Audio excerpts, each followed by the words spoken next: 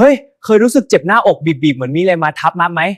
บางคนเหงื่อแตกใจสั่นรัวๆนั่นอาจเป็นสัญญาณเตือนหัวใจวายเฉียบพลันนะรีบมาดูกันก่อนที่จะใส่รู้ไหมคนไทยใส่แบบเป็นหัวใจวายจากอะไรส่วนใหญ่จากไขมันในเลือดสูงเบาหวานความดันโลหิตสูงแล้วก็การใช้ชีวิตเร่งรีบความเครียดสะสมนี่แหละดีเลย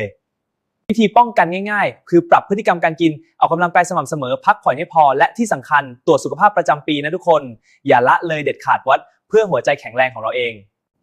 กดติดตามแชร์เลย